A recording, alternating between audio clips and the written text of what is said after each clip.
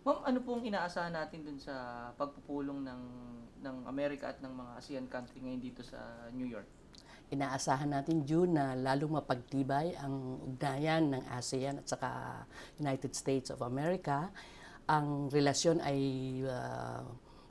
kumbaga malusog at saka dynamic, and inaasahan natin na itong pagpupulong, kasi siyempre level to ng mga leaders ng 10 bayan ng ASEAN at saka ni President Obama, na pag sa ganyang pagpupulong mas may palalakas ang ugnayang politika, ang pagkakaunawaan, at saka merong mga konkretong mga pagkakasunduan sila, lalo na sa hinaharap.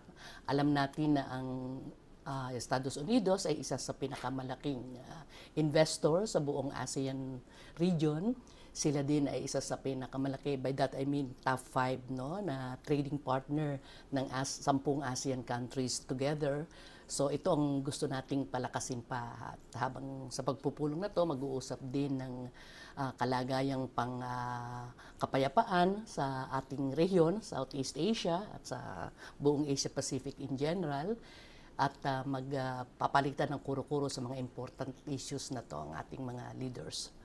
Ma'am, ito po yung unang pagkakataon na makikipagpulong si Pangulong Aquino sa mga leaders ng ASEAN. Ano po yung tingin nyo na magiging tema nito ngayon?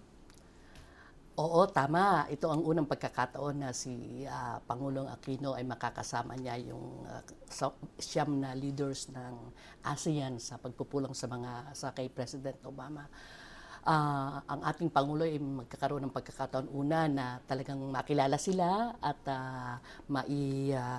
parang tingin ko dito parang family reunion, June, kasi ang ASEAN ang ating pinakamalapit na kapitbahay, at alam ko ang ating Pangulo ay gustong makilala sila at makadaupang palad at makatulungan sa pagpapasulong ng kaunlaran ng Southeast Asia. So the mere gathering itself ng leaders together with the US President is already a very good start para i-fortify yung relasyon natin sa ASEAN under the leadership of President Aquino.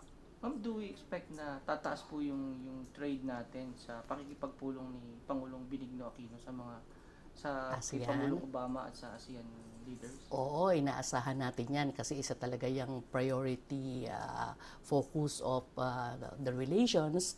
Merong mga existing tinatawag na kasunduan, no? Trade and Investment Facilitation Agreement, for example, between ASEAN and the US. And alam ko na ang Pilipinas, for example, ang pinakapuno o yung shepherd ang tawag natin para isulong yung kooperasyon sa pagkakaroon ng trade finance para matulungan ang trade between ASEAN and the US. Ang balita ko, but ito siyempre ko-confirm sa atin ni President Aquino at saka ni Secretary Domingo, na parang magkakaroon ng mapipirmahang kasunduan na parang MOU, Memorandum of Understanding on Trade Finance between some ASEAN countries at saka itong United States Exim Bank. At ang layunin nga ay mapalawig, matulungan, ma-facilitate ang trade through financing. Lahat po ng bansa sa Asia, ma'am, ma-under nitong MOA na ito. Ang pagkaunawa ko ay yun ang adhikain ng bawat isang bansa sa ASEAN. Now, as to whether everybody will be signing now their individual MOUs, yan ang medyo tatanong natin. Kasi alam ko nag-uusap-usap pa kasi hanggang sa ngayon yata ang ating mga kapartners sa ASEAN. Kung ba't balita ko, ang Pilipinas ay handang makipagpirmahan with the US Exim Bank at this time. Last question. Sure. Yung mga ordinaryong Pilipino na nanonood ngayon, para sa kanila po, ano yung magiging bunga nung pakikipagpulong ni Pangulong Benigno Aquino kay Pangulong Obama at sa siyam na leader ng ASEAN? Ano po yung magiging benefit niya dito?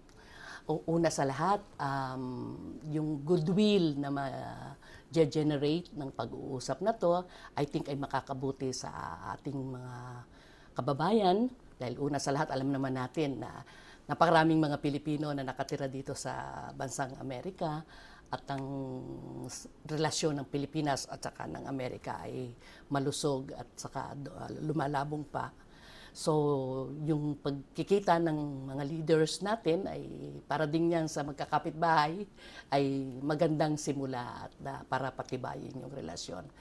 Ang mga konkretong benepisyo na nakikita natin is pag ganyang nagkakaunawaan lalo ang mga leaders ng mga bansa ay mas maraming turista na pupunta sa atin, which of course will have implications sa mga economic activities sa atin, di ba?